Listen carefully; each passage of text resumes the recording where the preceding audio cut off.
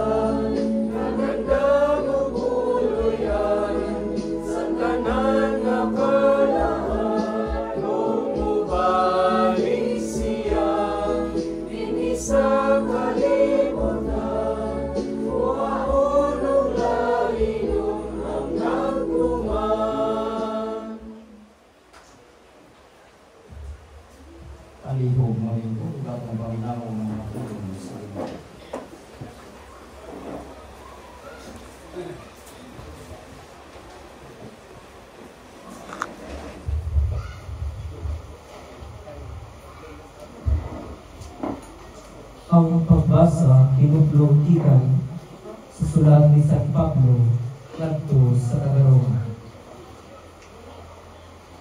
Dili manggibong kay ang gugma sa Dios gibubong naman sa atong kasing-kasing sa Espiritu Santo nga gihatag kanato.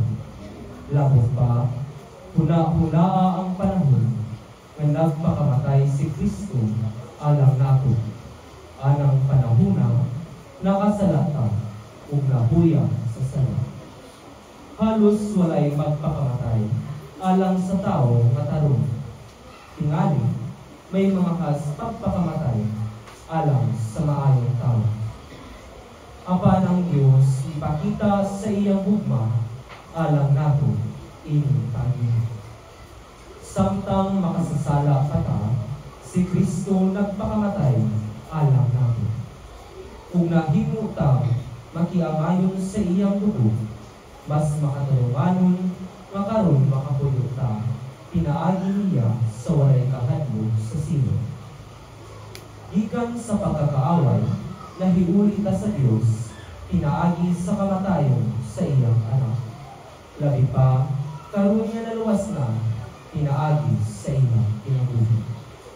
Dili lang kana, may kasigurahan ta, diha sa Diyos, tungod ni Kristo Jesus, atong Ginoo, pinaagi kang kinsa na balita sa Diyos.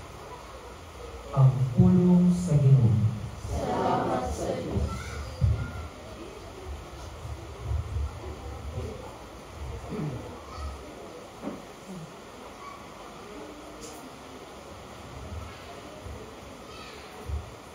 Salmo Responsorium. Gikan sa kailanman, nagtuaw ako kanimo o Ginoo, tubag. Gikan sa kailanman, nagtuaw ako kanimo. Sa kailanman, nagtawag ko nimo. Pamatia ang akong timo, o Ginoo. Pamatia ang danugan sa akong pangaliya, tubag. Gikan sa kailanman, nagtuaw ako kanimo. Kung imong tagdon ang among kadautan, o Ginoo, kinsa ka nga ang makabarog? Apan, dihanin mo na ang pasaylo, ug tungod ana gitahod ka, tubag. Gikan sa kailanman, nagtuaw ako kanimo. Ang akong kalag naghulat sa Ginoo, naghulat ug nagsali ko sa iyang pulong. Naghulat ang akong kalag sa Ginoo, naghinam-hinam ko, labaw kaysa magbalantay, nga nagpaabot sa banagbanag sa kabuntagon, tubag. Gikan sa kailanman, nagtuaw ako kanimo. O Israel, salig sa Ginoo, naa kaniya ang gugmang way paglubad, ug ang kayupitan sa kaluwasan. Luwason niya ang Israel sa tanang kalapasan, tubag. Gikan sa kailanman, nagtuaw ako kanimo.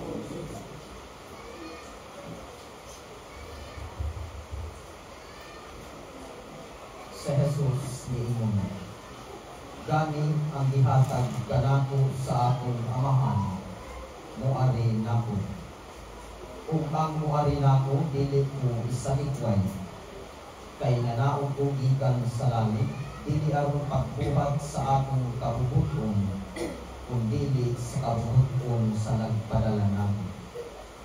Ang kabubuton sa nagpadala nako mao nga dili ko kawad-an bisag usa sa iyang gihatag nako. Hinunua banhawon kini sa katapusang adlaw.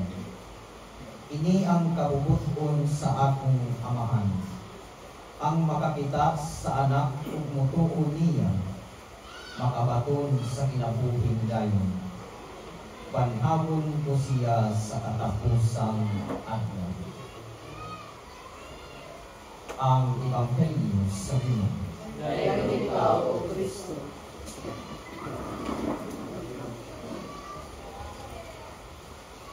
makausa, maayong gabi sa nating tanan. Ang panahon usahay maghatag kanato o kalisdanan, usahay usab maghatag kanato o kalipay. Karon na panahon usa kini kadakong hakit alam kanatong tanan, ilabi na kanamo nga magsabisuhay. Ang ulan magtagos ko mabasa, no?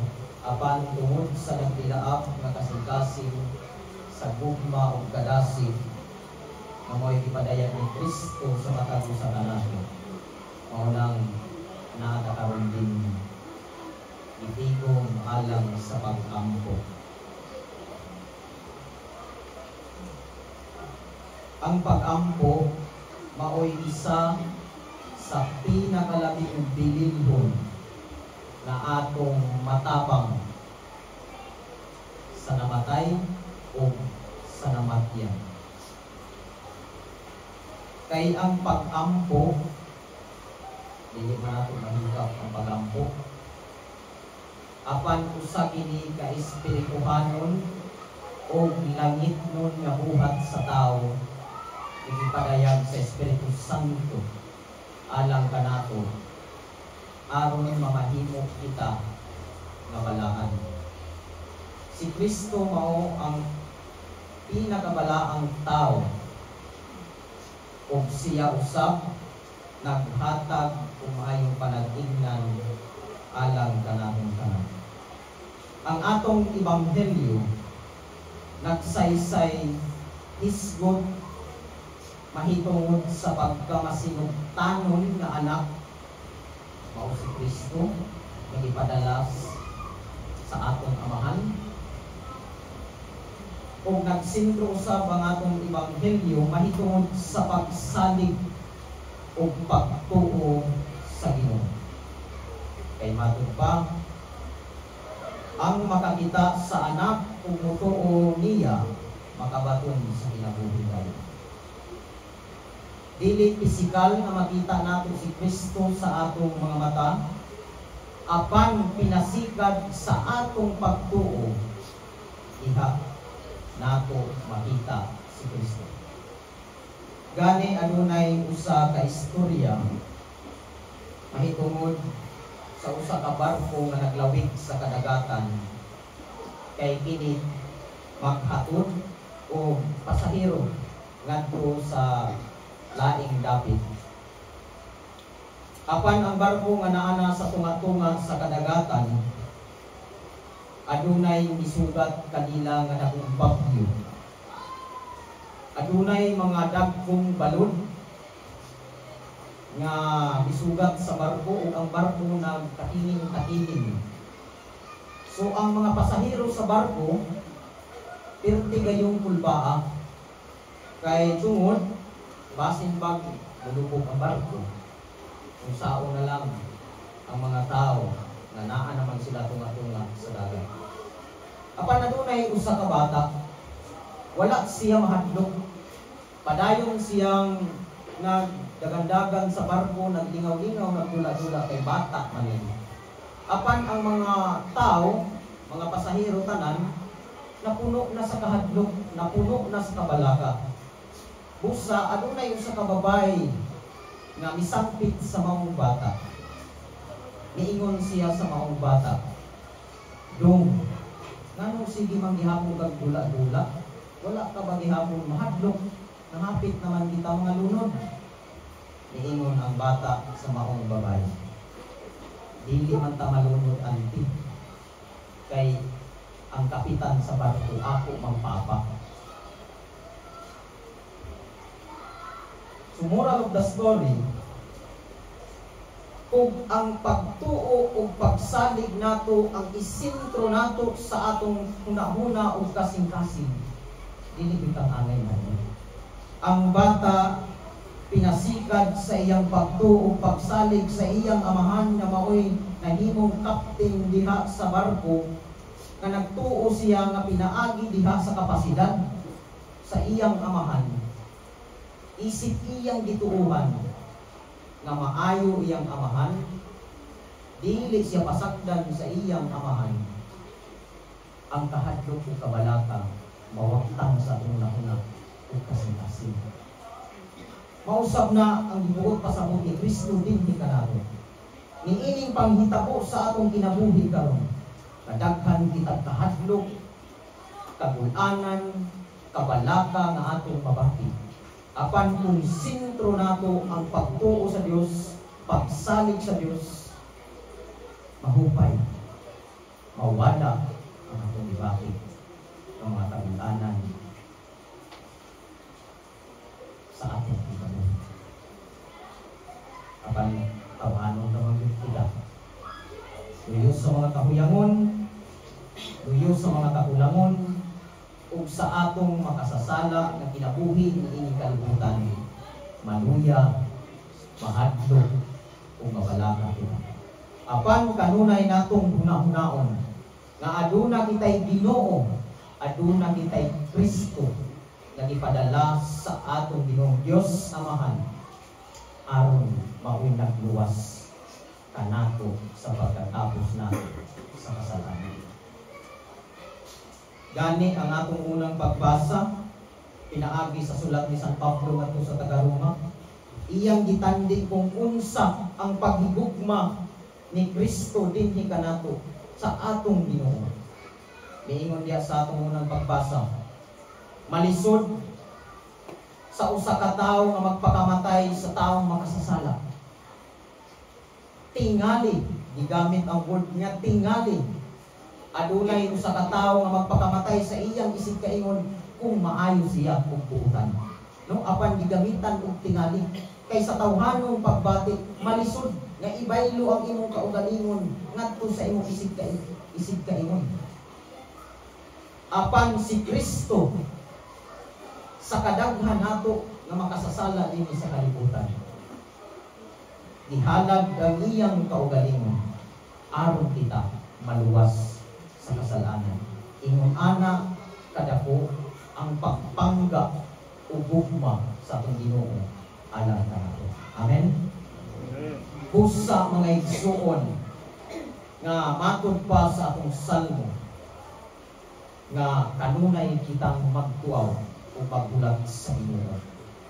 Magbulag kita pinaagi diha sa iyang mga panalangin, ug uban sa atong pagpaningkamot sa pagampo, uban sa pagpaningkamot sa madasigon, sa pagtuo nga pagkinabuhi ni ining kalibutan, mamahimo kung tanak nato nga sentro sa atong kinabuhi ang pagtuo ug pagsalig sa Ginoo. Kining panghitabo sa pagkawala sa pagminahal nga igsuon nga si Tatay Tuting, isalig nato ang tanan sa Dios. Sayon kitang tanan kung sa kamaayo na tao sa Tatay Tuting. Labi na kamo nga mga anak o pamilya ni Tatay Tuting. Kamo mismo ngayon ang nakasaksi kung unsa siya kamaayo. Amo gani ni nasaksihan iyang kamaayo bisag ingon pa dili tanto nga ingon pa close kaayo, no? Busa ang pasalig sa Dios mamahimo nga makahatag kanato og kahubayan sa atong mga gibati nga kagul-anan. Dili ta muhunong sa pagampo, dili kita magmaluyahon sa pag-alaga, bisan pa man tuod nga nawad-an kita binahal sa kinabuhi. Kapan kaingon ani man gayon ang kamatuoran sa kinabuhi sa tao. Wa may tao nga mulungtad dinhi sa kalibutan. Ang kamatayon dili gusto sa tao nga mahitabo sa atong kinabuhi. Apan unsaon man nato pag-ambit sa kaluwasan nga gisaad ni Kristo sa atong kinabuhi, kung dili po nato dawaton ang kamatayon. Ang kamatayon dili daling dawaton. Apan kung atong naon-naon ang espirituhanon ug langit nun, mahimo ng luab o mahimo ng dakong abli sa kong kasing-kasing na kini ang saktong panahon na gitawag di ay si Tatay Pepeng sa Diyos. Usa niining ikaunom nga gabi sa nobena, mamahimo untana kita nga masinugtanon sama ni Kristo nga mutuman sa kabubuton sa aton Ginoo. Bisang pamanluyo sa kalisdanan niining kinabuhia, luyo sa mga pagsulay o mga gibati nato nga mga kagul-anan. Si Kristo ang atong angay dagpanan, si Kristo ang kanunay natong tawgon ug atong kahigon ug ang tanan iyahang ibalik hindi kanato pinaagi sa atong pagpanungkamo sa kabanto. Aduna kita'y nagkadaya-iyang mga kahintang sa atong kinabuhi. Aduna kita'y nagkadaya-iyang mga kalisdanan nga gisagubang. Apan si Kristo magpabilin nga nahigugma alang kanato. Siya magpabilin nga maghatag panalangin. Siya magpabilin nga mahimong manggiluyon diha sa tagsa nato kakaugalingon. Ilabi na diha sa atong igsuon nga naguna nga kanato. Atong iampo ang iyahang kalag alang sa kapasayloan, alang sa kaluwasan ug pagkabanhaw aron mahiuli na siya dito sa inahilan sa langit. Usab panalangin ngadto sa mga minahal sa kinabuhi nga nabiyaan na mamahimo untanang si Kristo na magsentro sa atong kinabuhi aron ang kahupayan atong maangkon ug ang tunhay nga kinabuhi usab sa umaabot ato kini masiya. Hinaot Paulo.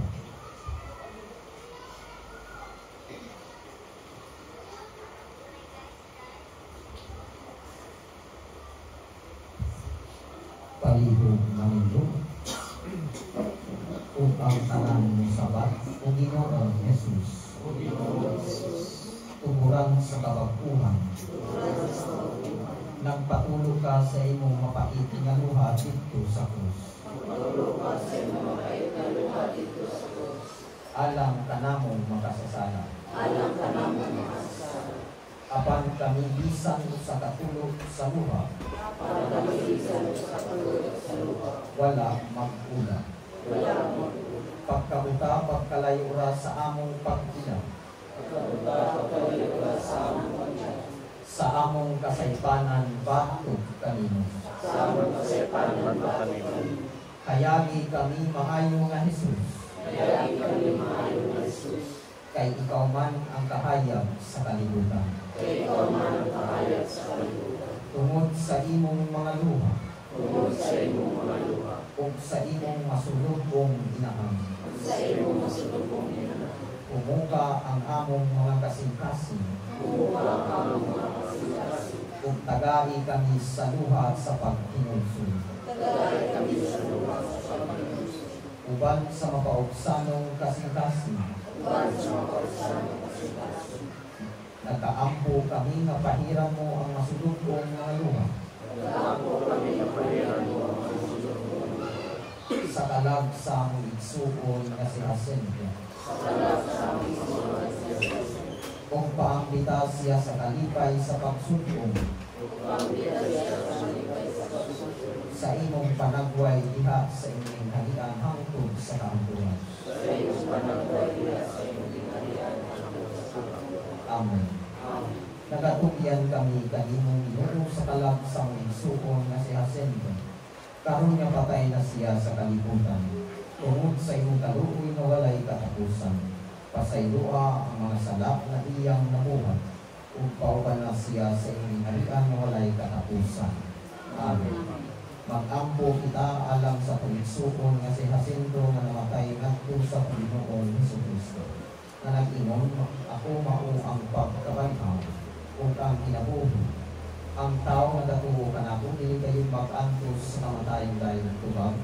Ginoo ka ang among Panginoon. Oo, Ginoo, ka sa kamatayon sa nung pinalangga nga si Lazaro. Upaya kami sa among kaduol, kanyang ipangayo nga puno sa pagtulog. Ibanhaw mo ang mga minatay, ihatag sa mga igsuon ang pinamuhin puno. Kini ang ipangayo nga puno sa pagtulog. Bisahan mo ang paraiso sa nagbasong na kawatan, at ating namang igsuon sa kalipay sa langit na hilabihan. Ini ang pangayo nga puno sa pagtulog. Sa pagpunyagan ng igsuon, hugasan, bihugan sa lana sa kaluwasan. Tipon sa iyong mga santo, sumuha nga siya ang hiuban. Ini ang pangayo nga puno sa pagtulog. Gaan na ang among kasubot tungod sa kamatayon sa among igsuon. Ang among pagtuon, ang among tangamong kahupayan, ug ang ibuhin tunay among kalawang. Ini ang pangayo nga puno sa pagtulog. Pagampo kita. Kung ginahulog ang among mga pagampo alang sa among igsuon nga sinasunod. Pasaylo ang iyang mga lawit at kasyanan ha sa kahingpit sa iyong pagluwas kanina. Ini among ipangayo pinaging Kristo among Ginoo. Palibog ang ipunga at magiton na namit sa harap.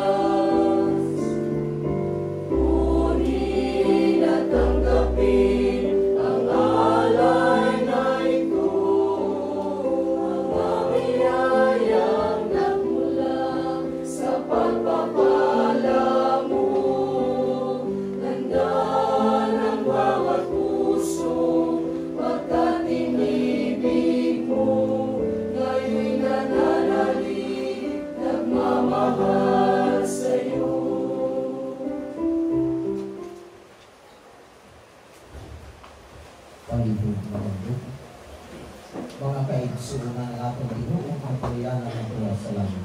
Busa magampok kita sa pagdagit sa mga amahan. Sumala sa gitudlo ka nato sa atong Ginoo Hesus Kristo.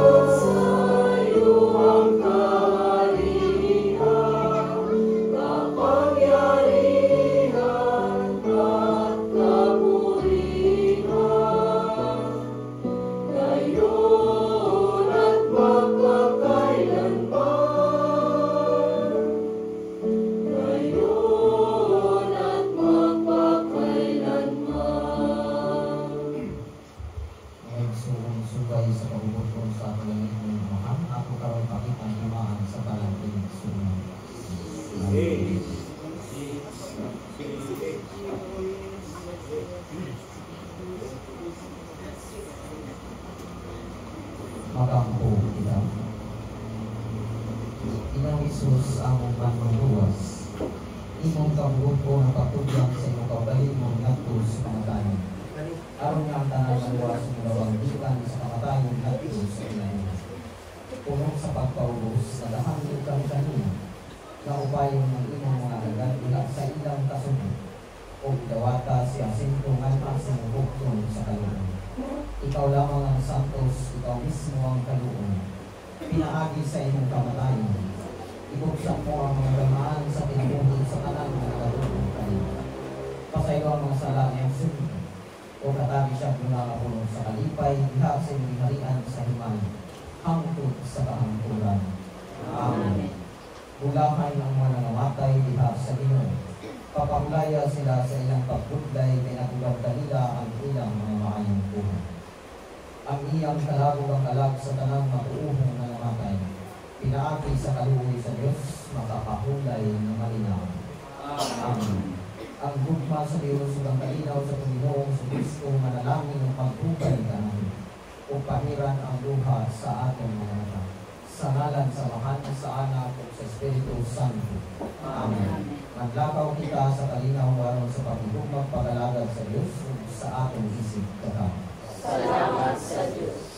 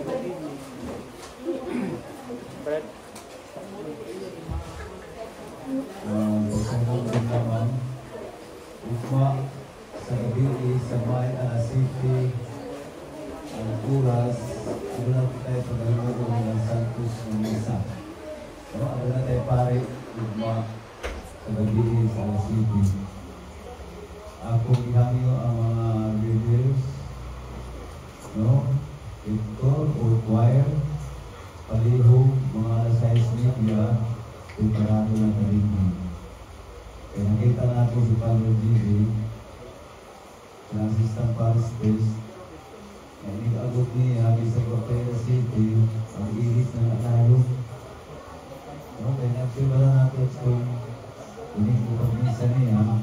Ibig kaya alas 10, hindi na ito ang schedule. Kapag ano ito alas 10, may agit, mag-iris nila yun. Ano may nakimagsugod. Kasi kung may tabuog mo, itatukrado. Kung kinanglan inigulog natin din, hindi palihog, hindi sa tamag-tamig. Unawa sa nato pagkastal, sa mga buwasa, at ilan itumbok ng mga alulato. Palihog. Para hindi sa magka-isip. Narangaso nila yun. Asay sa nila kinanglan na nagkalimhin. Nagkaparado. Huwag niya alam sa mga kasama ng mga lalaki na kaya ito nag-isa dito sa simbahan ng taas-taas at kung usahan ito na ito mga gamit sa pari o mga isa para siguro ito na itong lalong gawin kung ito yung nag-isa sa mga altar sa pari kaya hindi siya magdungo magdungo ito ay taas-taas muna ang mga padarat ko ang hangul ako lagi talib kami ngayong patong ang parte sa yan panakton na para sa pagkakas. Kailangan siguro ang mga kapatid doon alam sa tanan kung alam ko sa gawas ang lapit ng bila ang oras nato dili kay alas 7:30 o dili alas 7 yun ang oras sa religion. Salamat.